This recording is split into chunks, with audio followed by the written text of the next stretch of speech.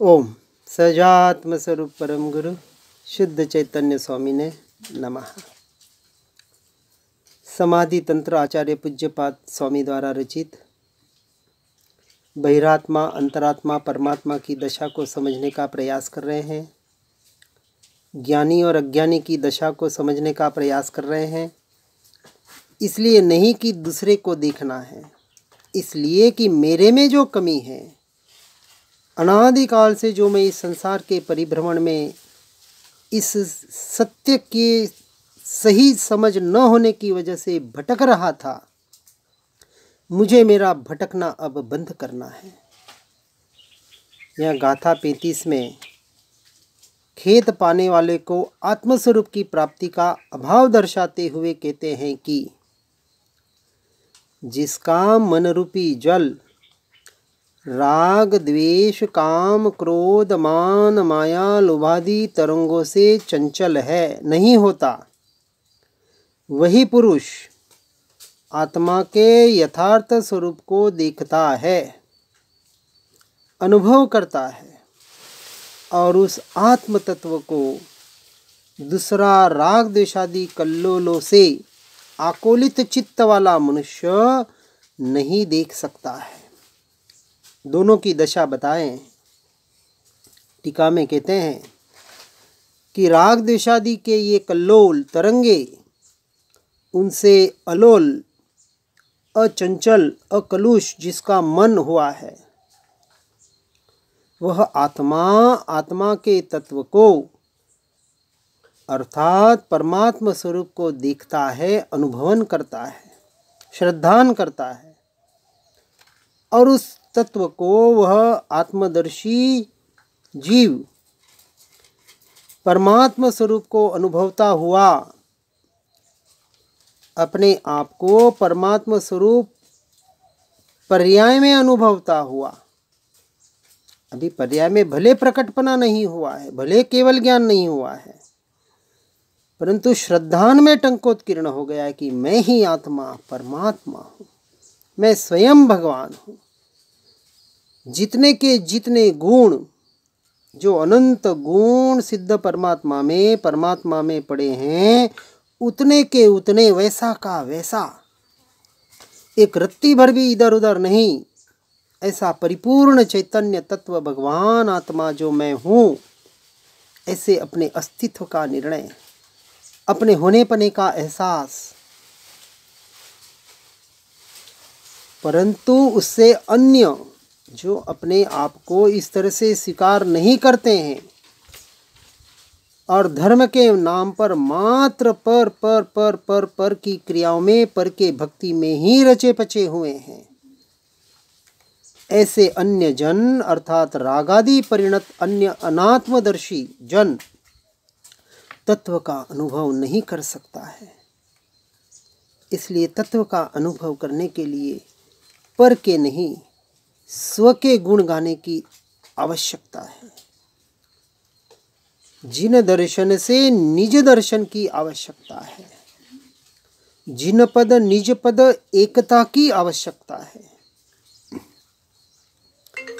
भावार्थ में कहते हैं कि जिसका मन राग द्वेषादि विकल्पों से आकुलित अर्थात चलित नहीं होता, वह आत्मा के यथार्थ स्वरूप को परमात्मा स्वरूप को अनुभवता है।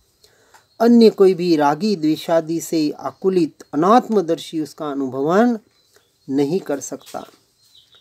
जैसे तरंगों से उछलते हुए पानी के अंदर रही हुई वस्तु दिखलाई नहीं देती, तरंगे आ जाए, पानी स्थिर न हो तो उसके भीतर की वस्तु दिखाई नहीं देती।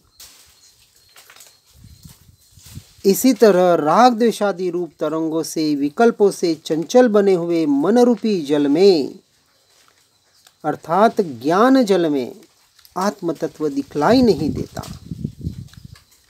इसलिए पहले ऐसे तरंगों से हटना पड़ेगा, ऐसे बाहर के विकल्पों के मायाजाल से हटना पड़ेगा, स्वयं की प्राप्ति के लिए, स्वयं की स्थिरता के लिए। निर्विकल्प दशा में ही आत्मदर्शन होता है, सर्व सविकल्प दशा में नहीं हो सकता।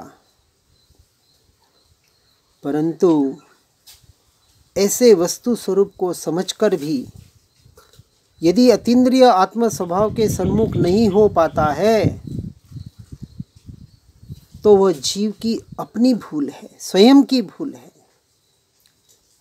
स्वयं का दोष है। और हमें इस भूल को, इस दोष को ही तो खास निकालना है, जो अनादिकाल से नहीं निकाला था। बहुत गहराई में और गंभीरता से लेकर हमें साधना करनी है, और इस साधना से राग द्वेषादि विकल्प स्वयं शांत हो जाएंगे। किसके साधना से? अपनी आत्म रमणता रूपी साधना से। इसलिए सब कुछ छोड़कर, सबसे छूटकर, भेद ज्ञान, भेद विज्ञान हम तो घर पे करते हैं, हम तो सभी क्रिया में करते हैं, ज्ञान स्वभाव में रहते हैं, बहुत अच्छा भेद ज्ञान होता है, ये स्वयं को ठगने वाली बात है। भले अच्छी बात है, किसी अपेक्षा से अच्छी बात है, लेकिन मोक्ष की अपेक्षा से बात चल रही है, मुक्ति की अपेक्षा से, कर्म के संवर और निर्जरा की अपेक्षा से। अपनी अवस्था को बढ़ाना है या वहीं रहना है? मनुष्य जन्म मिला, जो सम्यक दृष्टि देव सर्वार्थ सिद्धि विमान वाले देव भी जिसके लिए झंकते हैं, वह हमें पर्याय में प्राप्त हुआ है। तो कहीं एक स्थान पर अब हमें रुकना नहीं है, निरंतर आगे आगे। चौथा हो गया तो पांचवा, पांचवा हो गया तो छठा। जितनी क्षमता है, जितना कर सकते हैं, जितना आगे बढ़ सकते हैं। लेकिन देखिए, घर से, संसार से निवृत्ति तो लेनी ही पड़ेगी। अरे लेनी क्या पड़ेगी, छूट जाना चाहिए तो समझना सम्यक दर्शन हुआ। नहीं तो अभी तक मैं और मेरे में ही अटके हुए हैं। हम बहाना बनाते हैं, हम तो घर पे दिन भर सुनते हैं, एकांत कमरे में बैठते हैं। जब घर तेरा नहीं, इस परिवार तेरा नहीं, ये शरीर तेरा नहीं, ऐसा निर्णय हो चुका है, तो साधना स्थली में क्यों नहीं, निवृत्ति क्षेत्र में क्यों नहीं, वानप्रस्थ अवस्था क्यों नहीं? विचार करें। अभी संन्यास अवस्था की हम बात नहीं कर रहे हैं। ये साधना घर पे रह के करने की नहीं है। नहीं तो श्रीमद जी, महावीर स्वामी सब घर पे रह के ही केवल ज्ञान पा लेते। क्यों वन जंगलों में गए? पागल हो गए थे। हम बहुत बड़े शाने लोग हैं। विचार करना है। साधना मोह से छूटना, अर्थात सबसे छूटना, इसका नाम तो मोह से छूटना है। घर में बैठ के साधना करने की साधना ये मोक्ष मार्ग नहीं है। ठीक है कि अपेक्षा तक भले करे, 4 आश्रम की व्यवस्था को समझे बराबर। 51 के बाद घर में रहने का अधिकार नहीं, और 60 साल के बाद तो बिल्कुल नहीं। कब छूटेगा ये मैं मेरापना? इसलिए ये राग द्वेषादि विकल्प ऐसे ही शांत नहीं होंगे और फिर कहते हमारे तो ध्यान में बैठते, ऐसा करते, अभी तक तो राग द्वेष नहीं जाते। अरे घर में बैठे और राग द्वेष को छोड़ना चाहते हैं। विचार करें, मार्ग बहुत गहरा है, निवृत्ति का मार्ग है, वैराग्य का मार्ग है। इसलिए इन सब को शांत करने के लिए आत्मसन्मुखता के अतिरिक्त अन्य कोई भी उपाय नहीं है। भावलिंगी संत कह रहे हैं यहाँ पुकार पुकार कर कि देखो हम भी वन जंगल में बैठकर ये लिख रहे हैं, अपने अनुभव के आधार पर बता रहे हैं। जब तक अपने उपयोग को अंतर्मुख नहीं करोगे तब तक राग द्वेषादि का अभाव कैसे होगा? यदि लग रहा है कि आत्मा का श्रद्धान हो गया है तो आत्मा का श्रद्धानी संसार में होता है या सत्संगियों के साथ होता है? विचार करें। पूर्व जमाने में तो ऐसे स्थान नहीं थे। श्रीमद जी वन जंगल में भटकते थे, भटकना नहीं था उनका। साधना थी वह। अरे आज हमारे लिए तो ऐसे कितने आश्रम बन गए कि जहां हम अपनी साधना कुछ सुविधाओं के साथ कर सकते हैं, पर सुविधाओं में अटकना मत भूल के भी, नहीं तो वहां भी सुविधा को जुटाने में लग जाओगे। साधना स्थली तो उसे कहा जो है, जैसा है वैसा सहर्ष स्वीकार। ठीक है, किसी का नियम है, कुछ बाधा है, कुछ है, उसके अनुसार मिल गया तो ठीक, और नहीं मिला तो ठीक। उसके पीछे आकुल व्याकुल नहीं होता है जीव। यह आत्मार्थी के लक्षण। आत्मसिद्धि शास्त्र में मतार्थी और आत्मार्थी के लक्षण पहले बताएं, फिर 6 पद बताएं। पहले उन लक्षणों को समझ के गुजरना उसमें से कि मैं मतार्थी और आत्मार्थी हूं या नहीं हूं, कैसा हूं, मेरी अवस्था क्या है। उस अवस्था को भी हमें सुधारना है। और अंतर्मुख उपयोग से राग द्वेषादि का अभाव होकर निर्विकल्प दशा प्रकट होती है और परमात्म तत्व का आनंद अनुभव में आता है। यहाँ बाहर के खाने पीने की आनंद की बात नहीं हो रही है, भोगों के आनंद की बात नहीं हो रही है, इंद्रियों के आनंद की बात नहीं हो रही है। जो आनंद इंद्रियातीत है, वचनातीत है, विकल्पातीत है, भावातीत है,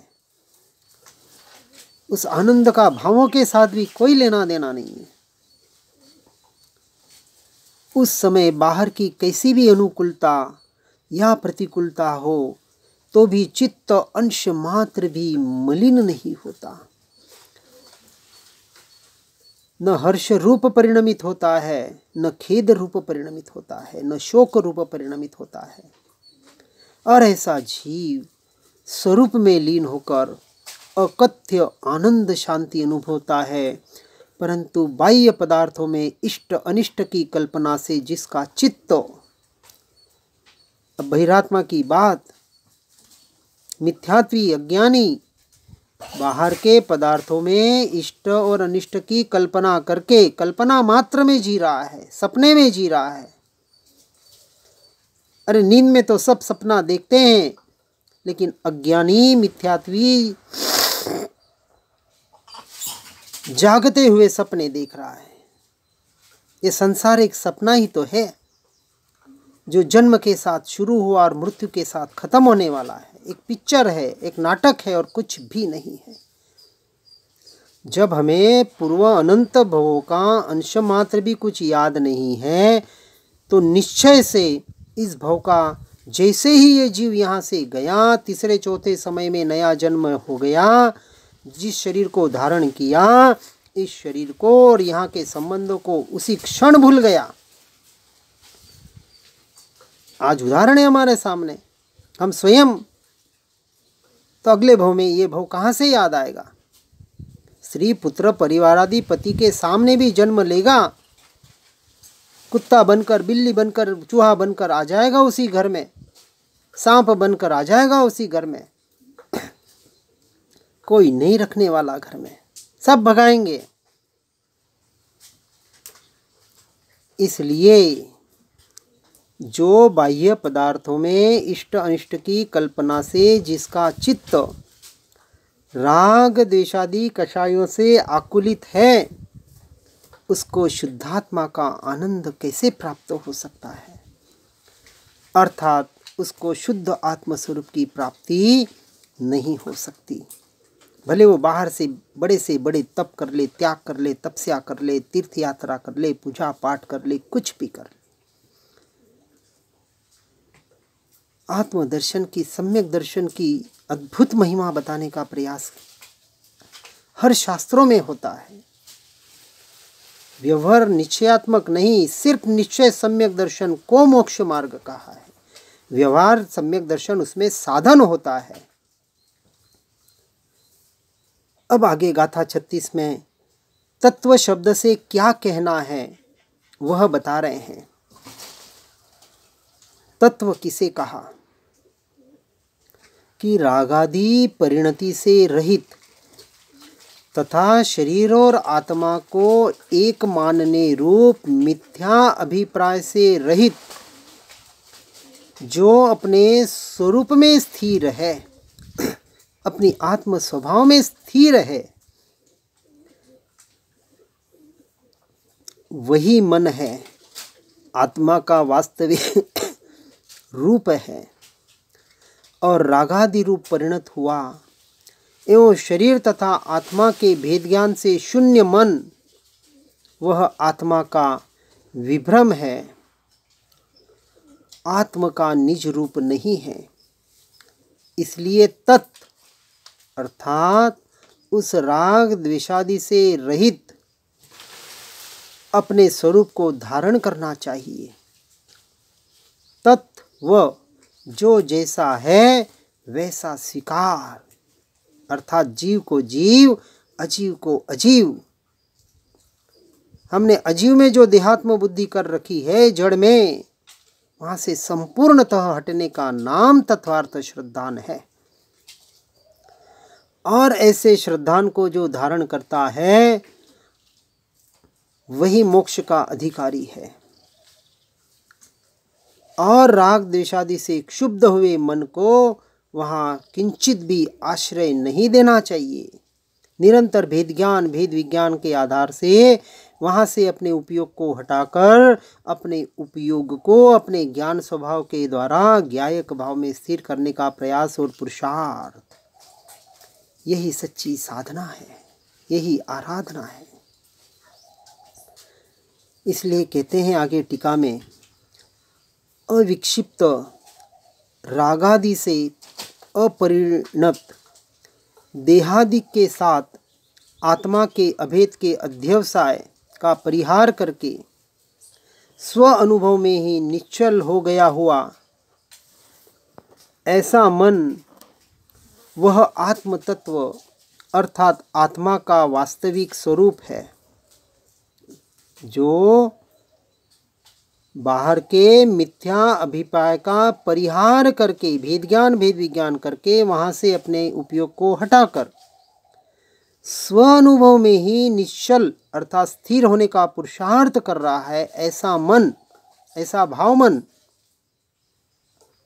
क्योंकि अभी पुरुषार्थ चल रहा है, अभी स्थिर पूरा हुआ नहीं है। वह आत्म तत्व अर्थात आत्मा का मेरा वास्तविक स्वरूप है और रागादि से परिणत तथा देह और आत्मा के भेद ज्ञान से रहित वह आत्म भ्रांति मात्र है। कथन में तो कहते हैं आत्मा के कल्याण के लिए हम दीक्षा ले रहे हैं, हम साधना आराधना आत्मा के कल्याण के लिए कर रहे हैं। कहने से आत्मा का कल्याण नहीं होता है, विधि भी तो सही होनी चाहिए। विधि गलत है, जाना है दिल्ली और चल रही मुंबई की ओर, तो दिल्ली कब पहुंचेंगे? कह रहे दिल्ली जाना है, दिल्ली जाना है, और चल रहे विपरीत दिशा में, तो कहने से थोड़ी दिल्ली पहुंच जाएंगे। इसलिए यथार्थ स्वरूप को, धर्म के स्वरूप को समझना है। वास्तविक धर्म क्या है? यहाँ स्पष्ट बार बार कह रहे हैं कि बाहर साधन हो सकता है, लेकिन जो साधन को ही अर्थात व्यवहार को ही साध्य मान लेता है, उसे जो धर्म मान लेता है, वो सच्चे धर्म तक कब पहुंचेगा? कभी नहीं पहुंच पाएगा। इसलिए आत्म तत्व होने से प्रकट करने योग्य एकमात्र जो साधना है, उस साधना को करने के लिए विशेष स्पष्टीकरण में कह रहे हैं। प्रथम स्वपर का भेद ज्ञान करके पर पदार्थों में इष्ट अनिष्टपने की कल्पना का त्याग करना, राग द्वेष आदि के कारणों की और उपेक्षा बुद्धि करना और भावश्रुत ज्ञान के आधार पर अपने उपयोग को अंतर्मुख करना। देखो पूरा प्रोसेस बता रहे हैं। अब इस प्रोसेस में पूजा पाठ यात्रा तीर्थ दान शील तप कौन सी बात आ रही है? बताएं हमें। कोई बात का उल्लेख ही नहीं हो रहा है। यहाँ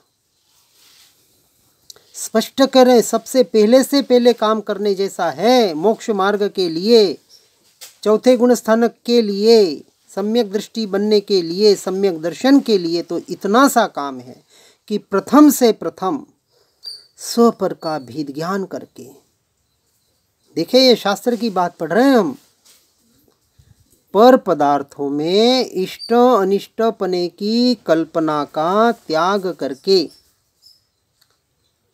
और राग द्वेष आदि के जो कारण पर में बन रहे हैं उनकी उपेक्षा करके, वहाँ से दृष्टि हटाकर और भाव श्रुत ज्ञान के द्वारा हम जो ये पढ़ रहे हैं, सुन रहे हैं, समझ रहे हैं, इसके द्वारा अपने उपयोग को अंतर्मुख करना। इससे पर पदार्थों के संबंधी सब संकल्प विकल्प शांत हो जाएंगे, मन अविक्षिप्त बनेगा और आत्मस्वरूप में स्थिरता का पुरुषार्थ हो पाएगा। कोई दूसरा उपाय नहीं है, कोई पूजा पाठ का उपाय नहीं है, कोई बाहर का कोई क्रिया बताई नहीं जा रही है। सिर्फ और सिर्फ तत्व ज्ञान के द्वारा, स्वाध्याय और सत्संग के द्वारा, बाहर के क्षपशम के द्वारा, क्षपशम लब्धि से विशुद्धि लब्धि, विशुद्धि लब्धि से देशना लब्धि और देशना लब्धि के बाद अब प्रायोग्य लब्धि, जो कर्ण लब्धि का कारण बनेगा। बाकी सुना पड़ा धरा का धरा रह जाएगा यदि प्रयोग नहीं करेंगे, जीवन में आचरण में नहीं लाएंगे और बाहर की क्रियाओं में ही रचे पचे रहेंगे तो फिर भीतर कब पहुंचेंगे। ऐसा ही जीव आत्म स्वरूप में स्थिर होगा। आचार्यों ने ऐसे अविक्षिप्त भाव मन को ही, कौन सा, जिसका मन, जिसके भाव अपने स्वरूप और स्वभाव के सन्मुख है वह अविक्षिप्त, अन्यथा सारे विक्षिप्त है, जिनका उपयोग बाहर है, जो बाहर की क्रियाओं में धर्म अधर्म की स्थापना कर रहे हैं, ऐसे भीतर के अविक्षिप्त भाव मन को ही प्रकट करने का उपदेश दिया है, क्योंकि वह आत्म तत्व ही एकमात्र मोक्ष का कारण है। जो ज्ञान का उपयोग रागादि विकल्पों में तथा पर पदार्थों में रुकता है वह ज्ञान ज्ञान ही नहीं है, अज्ञान है। परंतु जो ज्ञान ज्ञान में ही प्रतिष्ठित होता है, अर्थात अपने स्वरूप और स्वभाव में ही अपने ज्ञायक में प्रतिष्ठित होता है, वही ज्ञान सच्चा ज्ञान है और यही एकमात्र आत्म तत्व है, वही एकमात्र उपादेय है। अन्यथा सब कुछ हेय की श्रेणी में जाता है। और फिर से कहते हैं कि जो उपयोग पर में ही अटका हुआ रहने से आत्म सम्मुख की ओर नहीं झुक पाता या नहीं झुका पाता, वह पर के झुकाव वाला तत्व है, आत्मा के झुकाव वाला तत्व नहीं है। कितनी स्पष्टता से बात कर रही है।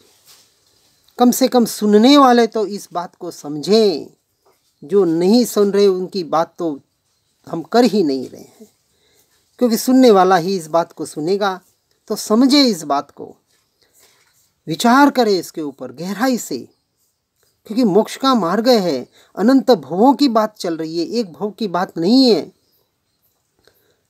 अनादि से ये मिथ्या दृष्टि, ये जो देहात्म बुद्धि पड़ी थी, ये आत्म भ्रांति रूपी अनादि का रोग पड़ा हुआ था।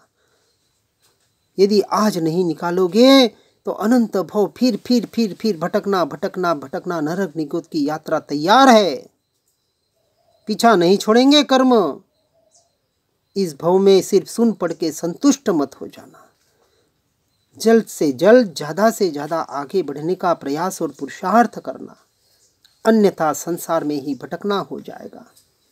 इसलिए पर द्रव्य पर भाव जो संपूर्णतः हेय है, वहाँ से अपनी दृष्टि हटाकर एकमात्र अपने स्वरूप और स्वभाव पे दृष्टि करने का प्रयास और पुरुषार्थ करे।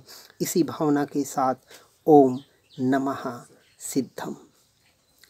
जिन वाणी के ज्ञान से हो सम्यक श्रद्धान, हो चारित्र महान उर पाऊं पद निर्वाण। आत्म ही है देव निरंजन, आत्म ही सदगुरु भाई।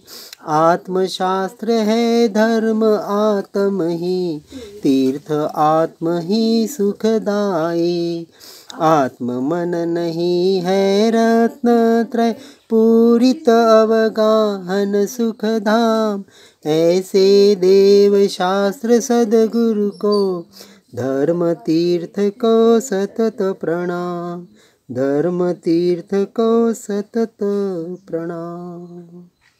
ओम नमः सिद्धम।